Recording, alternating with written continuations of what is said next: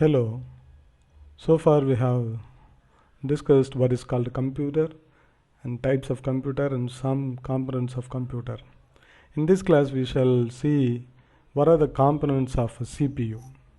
I have already explained what is called CPU, and we are going to see what are the components inside the CPU. Come, let's go.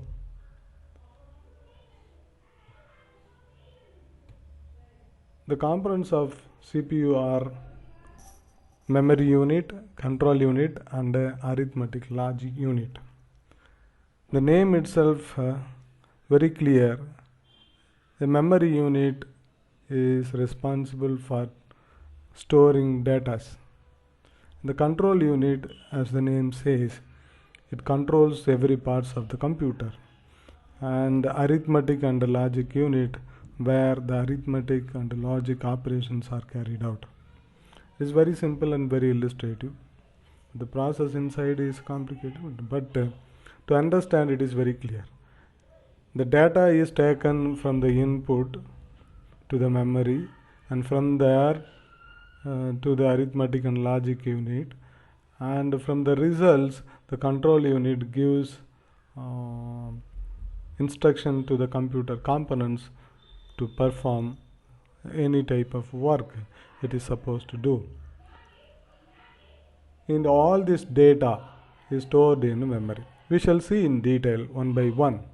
The memory unit are called the storage unit. This unit can store instructions, data, and intermediate results. Intermediate results in the sense, suppose you are adding A and B. That result is C. You are giving only data A and B, but this C has to be processed, or a square root or something, it has to be taken. Then C will be an intermediate results. Okay, the final result will be square root, whatever it is. For example, I am saying those intermediate results will also be stored in the memory unit, and it will be taken back by the processor for the processing of next step. And therefore it stores the data, input data, and any intermediate results, and the final result. This is the role of all the outputs of the memory are stored here. It is also known as internal storage unit, or main memory, or primary memory, or random access memory. All these are different names for this memory unit. Since this memory is a temporary memory, as I have already said, as soon as the power goes off, every data will also be erased. So it is a temporary memory. As long as the processor is running, all the data required for the processor will be stored temporarily in this memory unit. When the processor is switched off, all the memories will also be vanished. Its size affects speed. This also I have explained when we were discussing about types of the components of computer. Its size affects the speed of the computer. I have explained there are three components that which affects the speed of the computer. Among them, RAM is one among them. It is its size, 2 GB RAM, 4 GB RAM. Nowadays we are buying mobile or computer with a high RAM capacity. We speak about RAM. This is the size affects the speed, power, capability. Primary memory and secondary memory are two types of memories in the computer that we know already. Primary memory is RAM, and the secondary memory storage devices. All the storage devices store data through this primary memory only, and the processor do not take data directly from any of the device. For all the data for the processor and taken from the memory unit, and the results of the processor also given through the memory unit to other parts of the computer. The functions of memory unit are to store all the data and instruction required for processing that I have explained. It stores intermediate results for processing. It stores final results of processing before these results are released to an output device. All input and outputs are transmitted through a main memory. Control unit next. This unit controls the operations of all parts of the computer. We have seen different parts of computer. All the parts of the computer operations are controlled by this unit, but this does not carry out any processes. Okay. Functions of this unit are: it is responsible for controlling the transfer of data and instructions among the units. It also controls whether what data the hard disk has to send to the processor for the processing, and what data it has to store. This is also controlled by the control unit. It manages the coordinates all the units of the computer. Input unit, output, whatever it is, all of them are controlled by this control unit. The processor processes the data and it gives instruction. Based on the instruction, this control unit gives instructions or directs other parts of the computer to work accordingly. It obtains instruction from the memory, interprets them. Then that means that I said, what is the meaning? What is the meaning of the data? It understands and directs other parts of the computer to perform an operation. It communicates with the input and output devices, data storage for everything. It does not process or store data. This I have already explained. Next, arithmetic and logic unit. This unit actually performs the process operations. Arithmetic, it performs two types of operation. One is called arithmetic and another one is logic, and therefore there are two sections in this unit, processing unit. There is arithmetic section for the function of arithmetic to perform arithmetic operations like addition, subtraction, multiplication, division, and all the complex operations done by this unit. We have already seen computer understands only zeros and ones, that we have already seen, and that zeros and ones, and the process we speak about is the addition or subtraction, multiplication of these zeros and ones. Every data, even the voice we speak, is converted into 0 and 1. The image is converted into 0 into 1. Whatever the document we type, it is converted into 0 and 1. The mouse cursor moving, this is also a process that is also converted into 0 and 1, and everything is converted into 0 and 1s, and therefore for an operation it has to do either addition, multiplication, subtraction, division, any of these operation it has to do, and since we are converting everything into zeros and 1, there will be millions and millions of zeros and ones for a single operations, and millions of addition we have to do, binary addition, binary multiplication, all these things we have to do. That's why we need that processor. Arithmetic section takes care of all these things. Then logic section. This logic sections is to perform logic operations such as comparing, selecting, matching, merging data. It compares one data with others, or you select some data. It does not process, that means it's not doing any addition, subtraction, multiplication, but it compares data with whether it matches with that, whether we have to select that, all those things. Logical operations are performed by this unit called arithmetic logic unit. So far, yes, with this we came to an end called the computer hardware. I have introduced so far in around 3-4 classes, I have introduced what is called a computer and what are the physical components of computers. They are called as the hardware.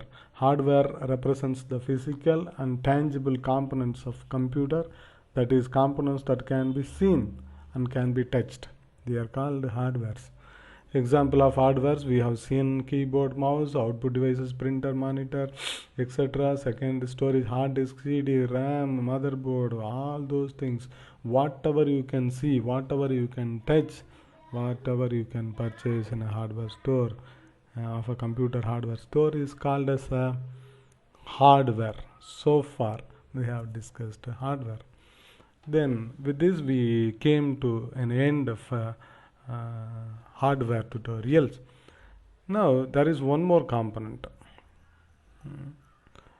If you have this hardware, Will the computer work?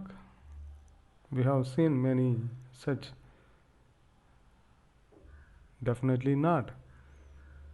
The hardware has to combine with the software, and they have to work together to produce an useful work. That's what we see here. Therefore, in the coming classes, we will see some of the important points of softwares.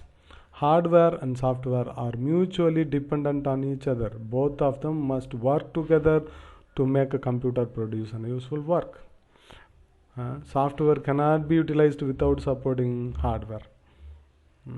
Hardware without software is useless.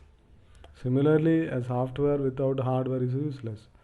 To get a particular job done on a computer, relevant software should be loaded into the hardware. For example, let me explain a scenario in which if you are going to build a building, for that you need many materials and workers you need. Imagine they are hardware. The materials are hardware, the workers are hardware. If you purchase all the materials and if you brought all the workers here, will they be able to construct a building? You don't tell them anything, you don't instruct anything, you just keep your mouth shut. Will they be able to construct a building? It is impossible because they don't know what to do. They know how to build a building, and they actually don't know what type of building you need. And therefore, the building and the workers are not alone enough for a building to construct.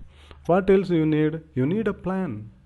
You need a plan. What type of building and what is the size of all those things, what methodology we are going to implement, all these are needed. We need a plan and we need an engineer to communicate things to the workers. This plan and this communication instructions, we can call it as a software. The materials and the workers can be called as a hardware. Okay, this is how you can imagine, right?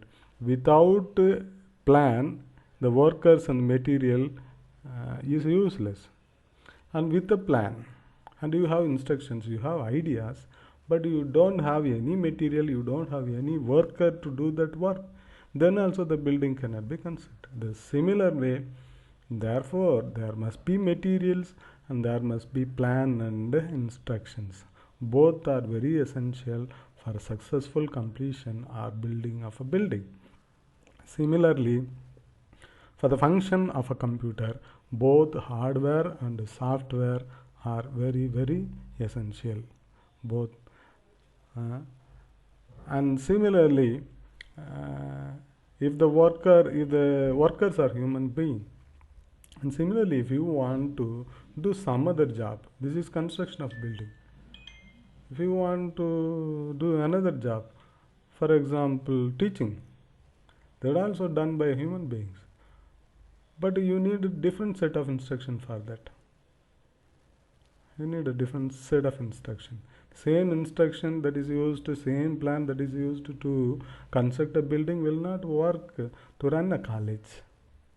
Okay, there also the same human beings are there, but with a different set of instruction. Therefore, depending upon the job, you need to give different instructions.